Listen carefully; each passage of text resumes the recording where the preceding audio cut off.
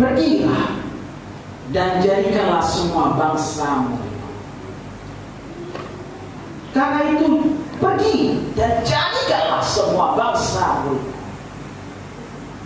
Kalau tadi dikatakan dalam Kisah Rasul 16 ayat 31 katakan sana, satu orang selamat, maka seisi rumah akan selamat. Matius 28 ayat 19 katakan, karena itu pergilah, jadikanlah semua bangsa muridku. Tuhan mau, benar, perhatikan baik-baik. Tuhan mau agar semua orang diselamatkan. Tuhan mau agar semua isi rumahmu diselamatkan. Anak zaman sekarang itu disebut sebagai generasi milenial.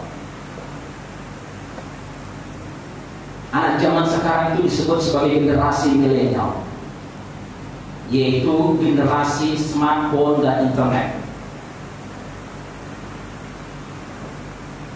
Zaman sekarang ini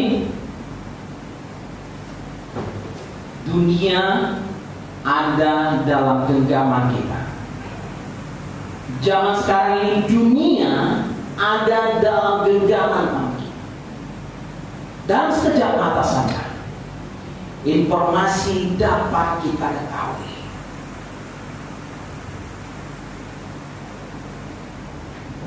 Jadi saudaraku, generasi milenial ini disebut generasi penuai jiwa-jiwa. Mari kita buka. Siapa saja yang dituai? Kalau kita disebut generasi penuai jiwa-jiwa, siapa saja yang akan kita tuai? Pertama, keluarga,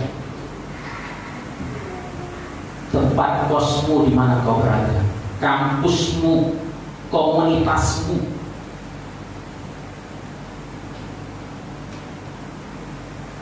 Mari kita buka Matius 18 ayat 14. Matius 18 ayat 14. Di sana katakan, demikian juga Bapa yang di surga tidak mengendaki supaya seorang pun anak-anak ini hilang. Dengar baik-baik.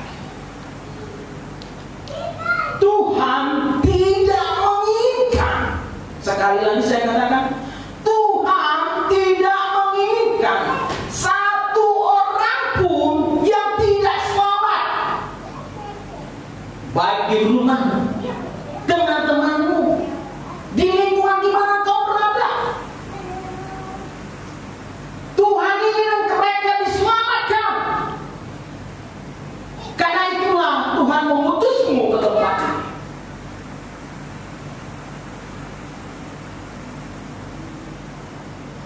Tuhan tidak ingin mereka terhilang. Demikian juga Bapakmu yang di surga tidak mengendaki supaya seorang pun terhilang. Siapa yang seorang itu? Siapa yang seorang itu? Sekali lagi, siapa yang seorang itu? Yang seorang itu bapakmu, mamamu, abangmu, kakakmu, temanmu, pacarmu, teman kampusmu. Dengar baik-baik. Di mana mereka pada saat ini? Apakah mereka juga masih suka beribadah pada Allah seperti engkau? Apakah mereka masih suka mencari Tuhan?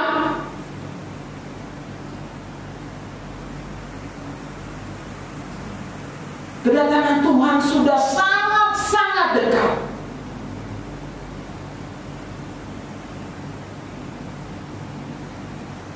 Firman Tuhan katakan, jika satu orang selamat, maka seisi rumah akan selamat.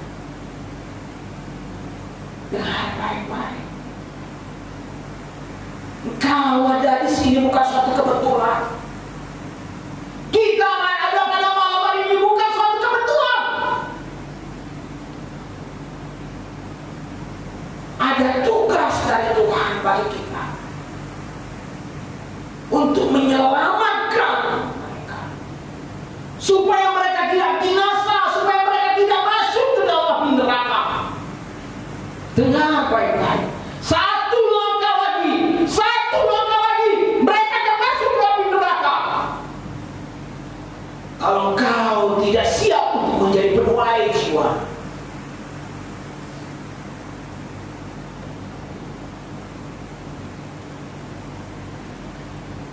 di mana mereka berada? Di mana bapakmu berada saat ini? Di mana abangmu berada saat ini?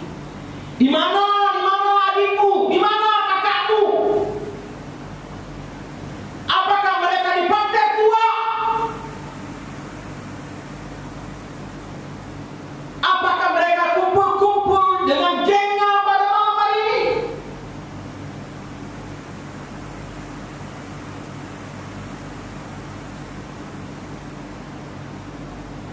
Firman ini cukup keras bagi kita.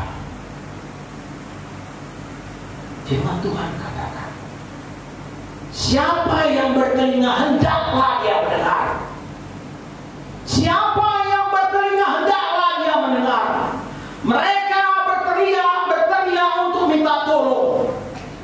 Oleh karena itu saudaraku, selamatkan mereka.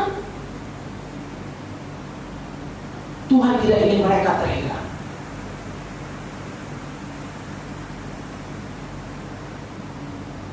Engkaulah penuai jiwa bagi mereka. Engkaulah penuai jiwa bagi teman-temanmu. Engkaulah penuai jiwa bagi keluargamu.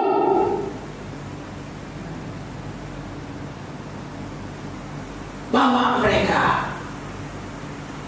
kepada Tuhan. Bawa mereka kepada Tuhan. Bawa abangmu kepada Tuhan. Bawa bapakmu, mamamu, adikmu kepada Tuhan. Dan jadikan persembahan yang hidup kepada Tuhan.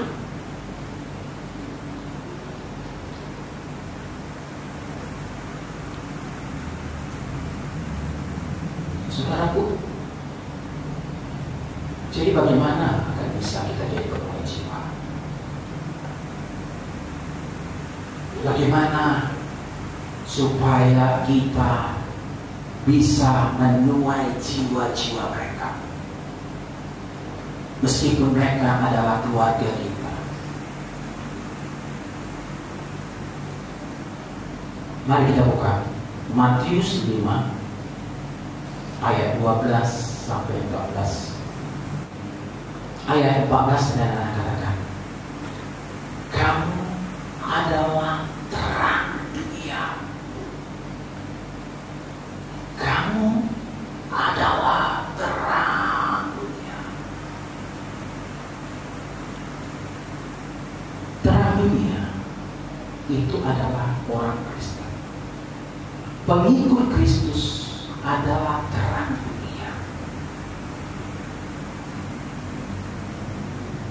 Terang artinya menjadi teladan.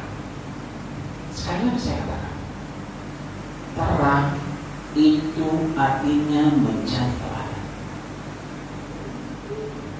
Jadi teladan dalam segala hal, baik dalam perkataan, perbuatan, dan tingkah laku. Jadi teladan. Apalagi kita ini pelayan-pelayan. Apalagi kita ini sudah menjadi pengikut Kristus. Kita itu menjadi terang dunia. Kita itu menjadi terang di tempat yang Tuhan di mana kita berada. Menjadi teladan Kristus bagi keluarga kita, bagi kampus, bagi sekolah.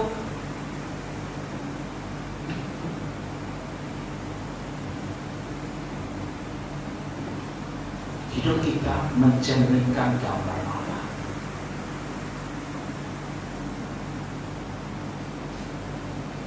Hidupmu mencerminkan gambar Allah. Kejadian 1 ayat 26 sampai 27. Kejadian 1 ayat 27 demikian. Allah menciptakan manusia menurut gambar Allah, baik laki-laki dan perempuan. Allah menciptakan manusia menurut gambar Allah. Saya ulangi sekali lagi, dengar baik-baik.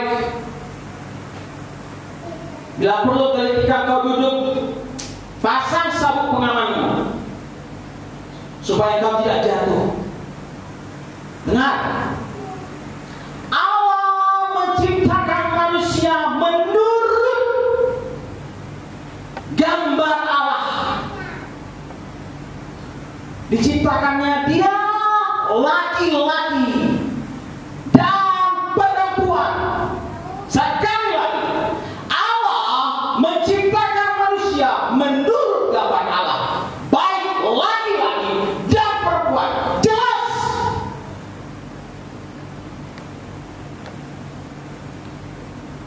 Tidak neko-neko.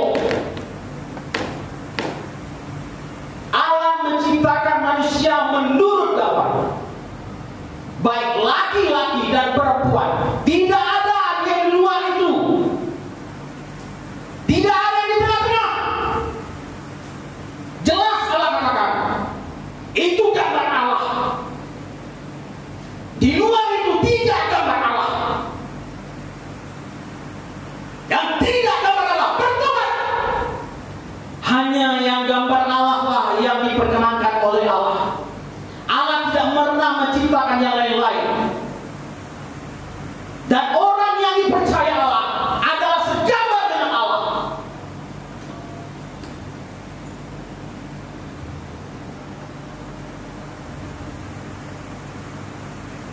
Allah mau malam ini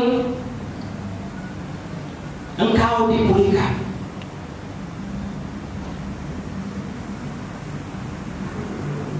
Gambar Allah itu dikembalikan. Gambar Allah itu diperjelas.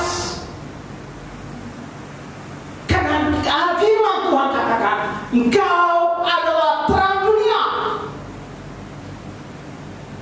Engkau adalah teladan bagi orang lain.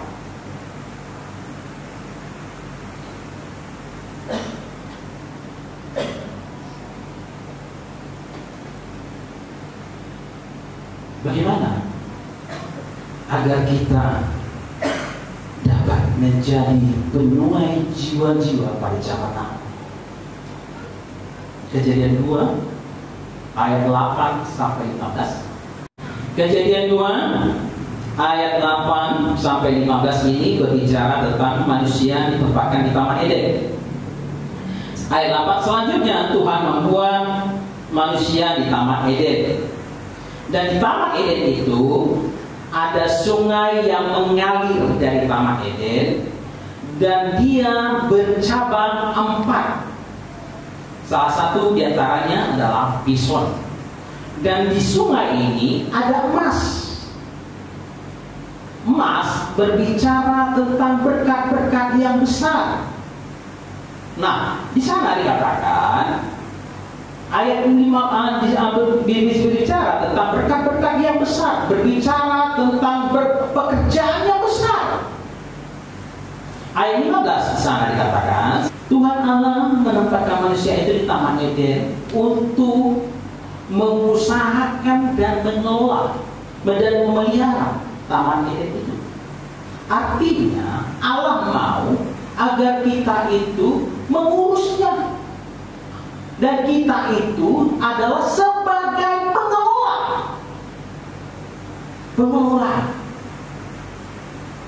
Pengelola semua yang dipercayakan Tuhan.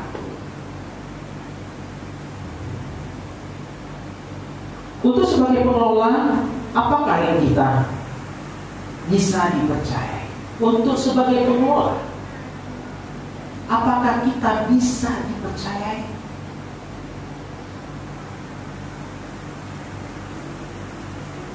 Dipercaya oleh orang tua kita untuk menyelesaikan perkuliahan kita dengan baik, dipercaya oleh gereja.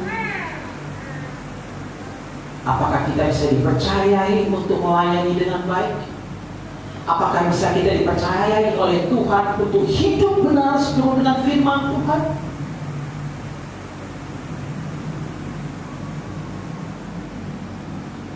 Yang terakhir, bagaimana agar kita bisa menjadi penuai jiwa-jiwa pada zaman now?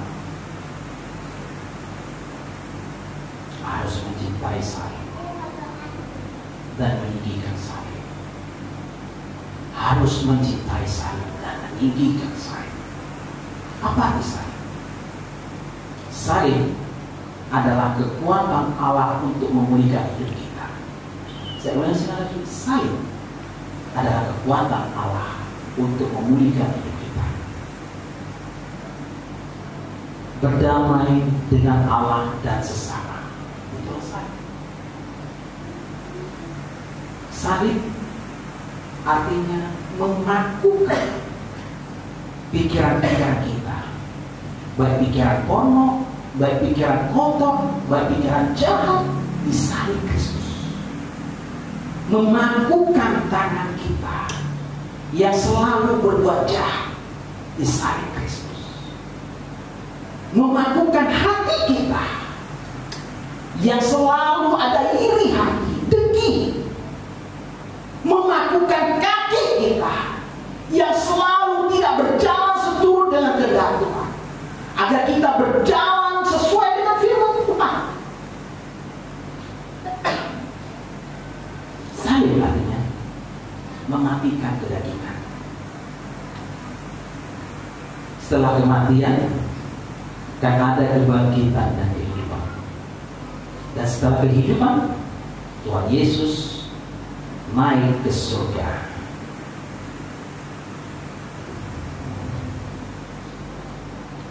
Dan setelah dia naik ke surga, dia akan memberikan Roh Kudus. Dia akan mencurahkan Roh Kudus supaya kita dipenuhi dengan Roh Kudus, supaya kita mempunyai kemampuan, supaya kita berani untuk menjadi penuai jiwa. Hanya ketika sudah dipenuhi Roh Kudus, maka orang berani untuk memberitakan kebenaran firman Tuhan. Dimulai dari mematikan kedagingan, dimulai dari salib. Kita, Tuhan mau agar dari penuai jiwa untuk selamatkan keluargamu, abang, bapakmu, kakakmu, agar mereka tidak masuk ke dalam neraka. Dan Tuhan mau agar kita menjadi penuai mereka. Amin. Silakan tutup Alkitabmu dan hatimu. Mari kita berdoa. Silakan berdoa. Karena saya sudah selesai berbicara. Sekarang tutup matamu dan berdoa kepada Tuhan akan firman Tuhan yang kau terima pada malam ini. Saya minta semua berdoa,